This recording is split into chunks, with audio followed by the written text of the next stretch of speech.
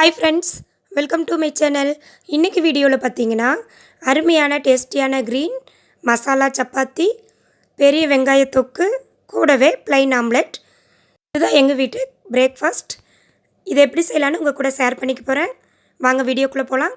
வீடியோக்கு போகிறதுக்கு முன்னாடி நம்ம சேனலை புதுசாக பார்க்குறவங்க மறக்காமல் சப்ஸ்கிரைப் பண்ணிடுங்க. கூடவே ஆல் பட்டனையும் கிளிக் பண்ணிடுங்க. முதல்ல நம்ம சப்பாத்தி பண்ணிடலாம். அதுக்கு கொஞ்சமாக மசாலா அரைச்சிக்கலாம். ஒரு மிக்ஸி ஜாரில் 5 பல் பூண்டு, சின்ன பீஸ் இஞ்சி சேர்த்துக்கோங்க. காரத்துக்கு தேவையான பச்சை மிளகாய் நான் 2 சேர்த்துருக்குறேன். நான் கொஞ்சமாக தான் மாவு எடுத்துருக்கேன், அதனால் 2 பச்சை மிளகாய் சேர்த்துருக்கேன். கூடவே பாதி கைப்பிடி அளவுக்கு புதினா, 4 கொத்து மல்லி இலை, இதுக்கு கொஞ்சமாக தேவையான அளவு உப்பு 1/2 டீஸ்பூன் சேர்த்துருக்குறேன். இதுக்கு பார்த்திங்கன்னா ஒரு 2 ஸ்பூன் தண்ணி சேர்த்தா போதும். இந்தளவுக்கு தண்ணி சேர்த்து நல்லா மைய அரைச்சிட்டு வந்துடுங்க. பாருங்கள், இந்தளவுக்கு அரைச்சா போதும். இப்போ ஒரு பவுலில் நான் கிட்டத்தட்ட 240 கிராம் கோதுமை மாவு எடுத்துக்கிறேங்க. என்னோடய மெஷரிங் கப் அளவு அதுதான், அதனால் அந்த கப்பு நிறைய கோதுமை மாவு எடுத்துருக்கிறேன்.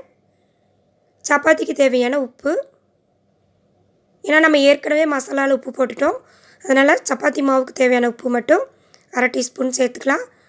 கூடவே 1/2 டீஸ்பூன் வெண்ணெய் சேர்த்துக்கலாம். சேர்த்து விஸ்க வச்சு முதல்ல இதையே நல்லா கலந்து விட்டுருவோம். பாருங்கள், கலந்தாச்சு. இனி நம்ம அரைச்சிட்டு வந்த மசாலாவை இது கூட ஆட் பண்ணிக்கலாம்.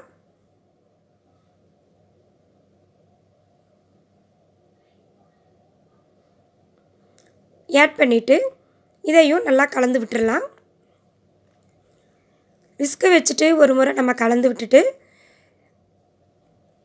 ரெண்டாவது நம்ம கையாலேயே நல்லா பிசைஞ்சிக்கலாம். இந்த மசாலா எல்லா மாவுலேயும் படுற மாதிரி நல்லா கலந்து விட்டு பிணைஞ்சிருங்க. இது கூட கொஞ்சமாக தண்ணி சேர்த்துக்கலாம். நான் மிக்ஸி ஜாரை கழுவிட்டு அதே தண்ணி தான் சேர்த்துக்கிறேன். இந்த 1/2 கப் தண்ணியே இதுக்கு சரியாக இருக்குங்க. 1 கப் மாவுக்கு 1/2 கப் தண்ணி சரியாக இருக்கும். நல்லா நம்ம சப்பாத்தி மாவு பார்த்துக்கு நல்லா பிசைஞ்சு எடுத்துக்கலாங்க. பாருங்கள், இந்தளவு பிசைஞ்சதையும் கூட 1 டீஸ்பூன் ஆயில் சேர்த்துக்கலாம். சேர்த்து நல்லா பிசைஞ்சிடலாம். பிசைஞ்சிட்டு கையில் கொஞ்சமாக ஆயில் அப்ளை பண்ணிவிட்டு நம்ம சப்பாத்தி முழுவதும் நல்லா பிசைஞ்சிட்டு மேலே இது போல் ஒரு காட்டன் துணி போட்டு ஒரு 1/2 மணி நேரம் அப்படியே நம்ம மூடி வச்சிடலாங்க. 1/2 மணி நேரம் ஊறிட்டுருக்கட்டும். அதுக்குள்ளே நம்ம பெரிய வெங்காய தொக்கு பண்ணிடலாம். இதுக்கு பார்த்திங்கன்னா 2 பெரிய வெங்காயத்தை இது போல் கொஞ்சம் பெருசாக நறுக்கிட்டு மிக்ஸி ஜாருக்கு மாற்றிக்கிறேங்க. நம்ம இது தண்ணி எதுவுமே சேர்க்கக்கூடாது, வெங்காயத்தில் இருக்கிற தண்ணியே சரியாக இருக்கும். நல்லா ஓரளவுக்கு பேஸ்ட்டாக அரைச்சிட்டு வந்துக்கலாம். இந்தளவுக்கு அரைச்சா போதுங்க. வேறொரு கடாயில் ஒரு 4 டேபிள் ஸ்பூன் நல்லெண்ணெய் சேர்த்துக்கோங்க. 1/4 டீஸ்பூன் கடுகு.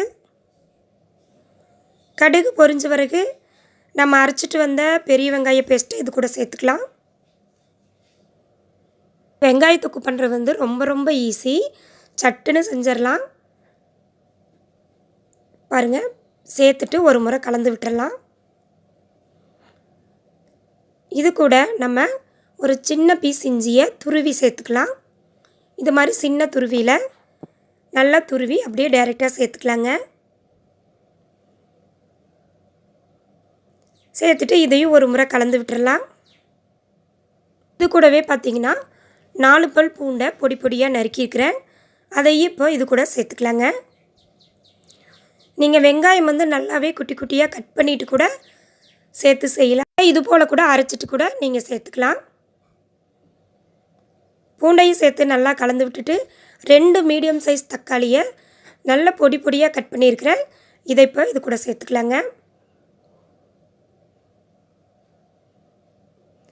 அடுப்பை மீடியம் ஃப்ளேமில் வச்சுட்டு நல்லா நம்ம கலந்து விட்டுடலாம். இந்த வெங்காயம் தக்காளி எல்லாமே நல்லா இந்த எண்ணெயிலேயே வதங்கி வரணும், அந்த அளவுக்கு நம்ம வதக்கிக்கலாங்க. பாருங்கள், ஓரளவுக்கு நல்லா வதங்கி வந்துருச்சு. இப்போ மசாலா பொருட்கள் சேர்த்துக்கலாம். 1/4 டீஸ்பூன் மஞ்சள் தூள், இது கூட 1 டீஸ்பூன் தனி மிளகாய் தூள் சேர்த்துக்கிறேங்க. சேர்த்து ஒரு முறை நல்லா வதக்கி விட்டுடலாம். இப்போது இதுக்கு தேவையான அளவு தண்ணி சேர்த்துக்கலாம். நான் மிக்ஸி ஜாரை கழுவிட்டு அதே தண்ணியே சேர்த்துக்கிறேங்க. சேர்த்து ஒரு முறை நல்லா கலந்து விட்டுடலாம். இப்போது இந்த வெங்காய தொக்குக்கு தேவையான அளவு உப்பு 1/2 டீஸ்பூன் சேர்த்துக்கலாம். சேர்த்து ஒரு முறை கலந்து விட்டுட்டு அடுப்பை லோ ஃப்ளேம்லேயே வச்சுக்கலாங்க. இது நல்லா பச்சை வாசனை போய் திக்காகி தொக்கு பதத்துக்கு வரும். அந்தளவுக்கு நம்ம கொதிக்க விட்டுறணுங்க. ஒரு 10 நிமிஷம் போல் அடுப்பை லோ ஃப்ளேம்லேயே வச்சுட்டு கொதிக்க விட்டுருங்க. பாருங்கள், ரொம்பவே டேஸ்டியான அருமையான வெங்காய தொக்கு ரெடி ஆயிடுச்சு. பாருங்கள், மேலே எண்ணெய் பிரிஞ்சு வந்திருக்கு. இந்த தொக்கு பார்த்திங்கன்னா நம்ம சப்பாத்தி, தோசை, நான், ரொட்டி, ப்ரெட்டு எதுக்கு வேணாலும் சைடிஷாக வச்சுக்கலாம். எல்லாத்துக்குமே டேஸ்ட் ரொம்ப சூப்பராக இருக்கும். கடைசியில் பார்த்திங்கன்னா கொஞ்சமாக மல்லி இலை தூவி நம்ம இறக்கிக்கலாம். அருமையான டேஸ்டியான பெரிய வெங்காய தொக்கு ரெடி. இதே போல் நீங்கள் சின்ன வெங்காயத்தையும் வச்சு தொக்கு பண்ணிக்கலாம். பாருங்கள், 1/2 மணி நேரம் ஆயிடுச்சு. மாவு நல்லாவே சாஃப்டாக வந்துருச்சு. நம்ம மறுபடியும் ஒரு முறை நல்லா பிசைஞ்சு விட்டுடலாம். விட்டுட்டு நம்ம சப்பாத்தியை பிரித்து எடுத்துக்கலாங்க. எனக்கு இந்த மாவுக்கு 4 சப்பாத்தி வந்துச்சு. அதை ரெடி பண்ணிட்டேன். இப்போ சப்பாத்தி கல்லில் கொஞ்சமாக ஆயில் சேர்த்திட்டு நம்ம ரெடி பண்ணி வச்ச உருண்டை எடுத்து சப்பாத்தியை தேய்ச்சிக்கலாங்க. நம்மளுக்கு சப்பாத்தி அழகாக ரவுண்டாக வர்றதுக்கு ஒரு சின்ன டிப்ஸு. நம்ம இது போல் சப்பாத்தி கல்லில் தேய்ச்சிட்டு ரவுண்டு ஷேப்பில் இருக்கிற ஒரு மூடி வச்சு இது மாதிரி ப்ரெஸ் பண்ணிவிட்டு சுற்றுலையும் எடுத்து விட்டுட்டிங்கன்னா அருமையான அழகான ரவுண்டான சப்பாத்தி நம்மளுக்கு கிடைக்கும். பாருங்கள் எவ்வளோ சாஃப்டாக இருக்குன்ட்டு. இது போல் எல்லா உருண்டைகளையும் நான் தேய்ச்சி வச்சுருக்கிறேன். எனக்கு 4 உருண்டைக்கு 4 சப்பாத்தி, ஓரங்களில் எடுத்து விட்டதோடு சேர்த்து 5 சப்பாத்தி ரெடி ஆயிடுச்சு. நம்ம இன்னும் தோசைக்கல்லை ஹீட் பண்ணிவிட்டு ஆயில் அப்ளை பண்ணிவிட்டு சப்பாத்தியை போட்டு எடுத்துக்கலாங்க. ஒரு புறம் வெந்த பிறகு மறுபுறமும் திருப்பி போட்டு இந்தளவுக்கு செவந்த பிறகு சப்பாத்தி எடுத்துக்கலாங்க. சப்பாத்தி எல்லாமே ரெடி ஆயிடுச்சு. கூடவே பார்த்திங்கன்னா ப்ளைன் ஆம்லெட் போட்டுக்கலாம். இன்றைக்கி வெறும் முட்டையில் லேசாக உப்பு மட்டும் சேர்த்துட்டு நான் ஆம்லெட் போட்டு எடுத்துருக்குறேங்க. பாருங்கள், ரெடி ஆயிடுச்சு.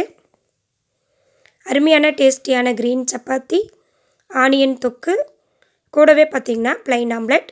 இது போல் ஒரு வேளை காலையில் பிரேக்ஃபாஸ்ட்டுக்கு செஞ்சு பாருங்கள், ரொம்பவே டேஸ்டியாக இருக்கும்.